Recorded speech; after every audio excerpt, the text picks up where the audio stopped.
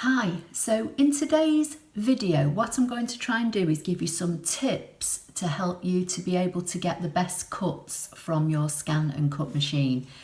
Now, I was at the NEC in Birmingham recently helping the makers team launch the new ScanNCut Disney machine which has the auto blade technology. And over the days I was there I got to meet some lovely crafters. And a lot of them told me that they had a previous model ScanNCut and that they were scared to use it. And one of the main reasons was they were scared to cut through their mat. And another one was that they just didn't know what blade to use, what setting, and they found that they were just kind of wasting card. So this is my CM900, and in today's video I'm going to try and help you work out how to set the blade for the card that you're using. So the first thing I'm going to say is, obviously with the machine turned on, go into the settings, go to page 2, and on cut pressure make sure you've got a 0 in a black box, and that means that's the default setting.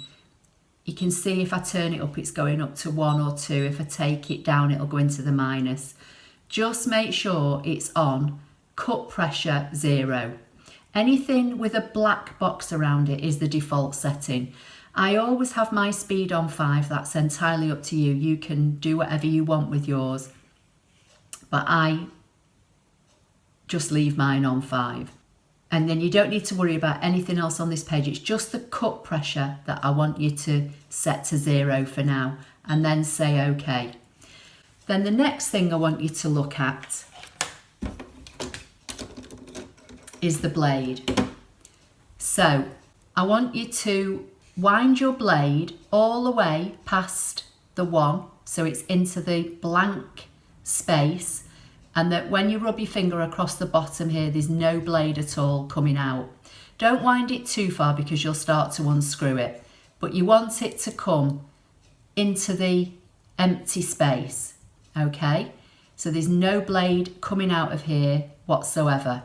Then I want you to wind it up a little bit, and I want you to get a piece of card that's the same card that you would use in the main, okay? This is a piece of Stampin' Up! Whisper White. But just get a piece of card. Don't get a scrap of card and try this and then go and put a different type of card in your machine, because that's not going to work. So what I want you to do then is, it doesn't need to be a big piece either. This is probably about maybe 3.5, 3/4, something like that. I want you to wind this blade out, so you've gone from past 0, so you've got no blade showing, and then I want you to wind the number up slowly until the blade starts coming out of the bottom, and I want you to put your piece of card against the tip of the blade. So you're resting the card on this grey plastic section and you're putting it against the tip of the blade until the blade is about level with the top of your piece of card. Now, if it's coming up too much above your card, then wind it back down a bit, okay?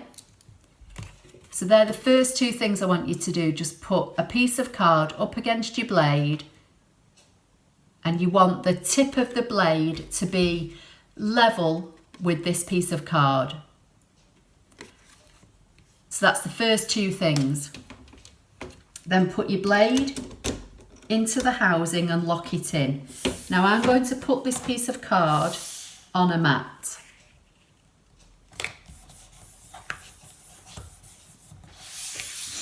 I'm going to load this mat into the machine. So again, put your mat into the channels, load it in so it's under the rollers, and just hold with one hand just near the arrow and then load.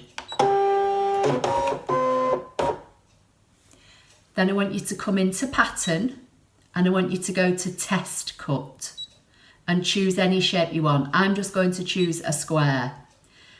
You don't have to worry about the size, just press set and it's going to put that square in the top left hand corner of your mat. And this mat that you see on screen, as I've said in a previous video, is a representation of your actual mat. So that square should cut up here somewhere, but what I'm going to do is do a background scan and say go.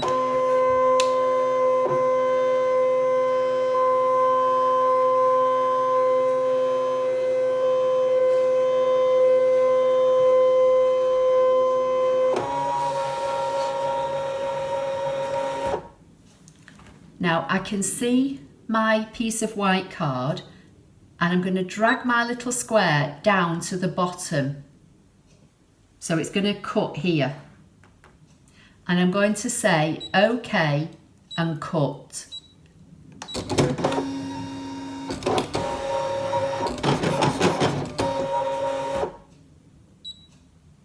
Okay, now without unloading the mat, I'm going to lift up a corner of this piece of white card and see if that has cut through, and it has.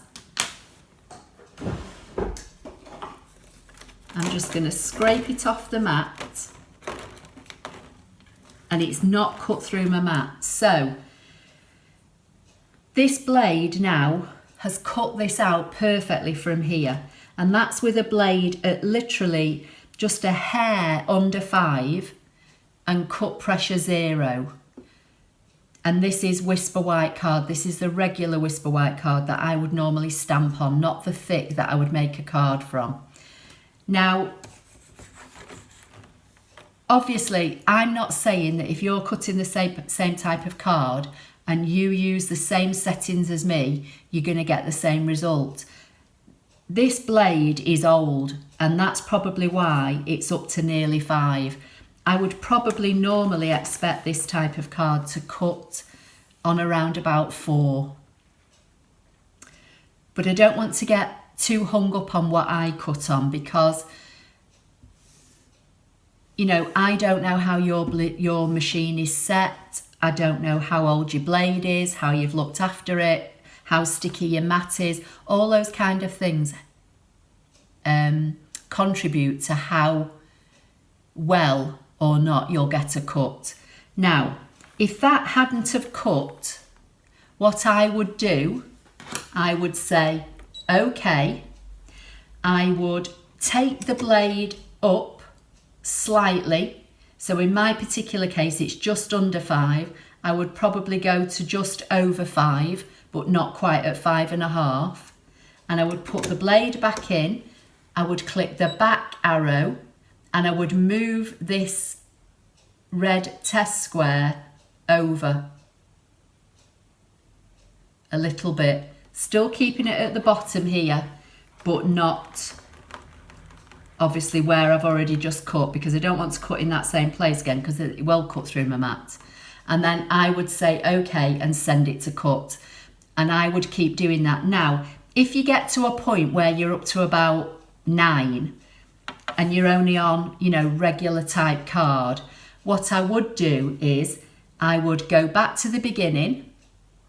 I would do exactly what I've just told you to do with the blade, wind it back past number 1, wind it out until the blade gets to the top of your card and put it back in the machine. But then I would go into the settings, I would go to page 2 and I would take the cut pressure up to 1, and then I would try again. And what you're going to need to do is play about with your blade and your cut pressure. I wouldn't have a very high cut pressure, but that's my personal preference, because that's the amount of force that the machine is putting on the blade. And if you cut with too much pressure, then there's a possibility that you can take the tip off the end of your blade. I personally would rather have maybe no more than, say, cut pressure 2 and have my blade on a higher number. But again, you need to experiment. So just to recap, start on page 2 with a cut pressure of 0. Get your blade, wind your housing past the number 1, And then, because that's another thing that we know about these blades, this strip seems to be stuck on at different places on different machines. So if I wind my blade to 4 and I had another blade housing and wound that to 4, the blades wouldn't necessarily be in the same spot. So if you take your blade down past the 1, so there's no blade, you know you're starting with no blade, then I would bring it out a little bit, say bring it to about 4 to start with, and then get your piece of card, hold your card up against your blade and see if the tip is, you know, about level with the top of the card. And that's another thing you can do before you start cutting. Wind your blade out, so take your blade up as far as it will go, say to 12, so you can clearly see the blade protruding, and then if necessary get a magnifying glass on it and just make sure you've got, you know, a tip on your blade, like so.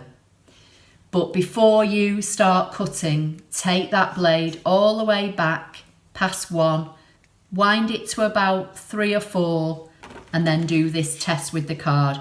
If on, say, 3, it doesn't come to the top of the card, then wind it up to 4 and test it and see. And then, you know, just ever so slightly ease it up. As I say, mine was set just before 5 and the blade is literally just a hair, not even a hair, above the top of the card. You don't want it protruding too much, because once it goes in, that's when you cut into your mat. So, and then as I say, put your card on the mat, say okay to your settings, and do your background scan with your test cut. And then because the test cut is so tiny, if you look here, you don't need a very big piece of card taking all the sticky off your mat. As I say, this is 4.5 by just under 4.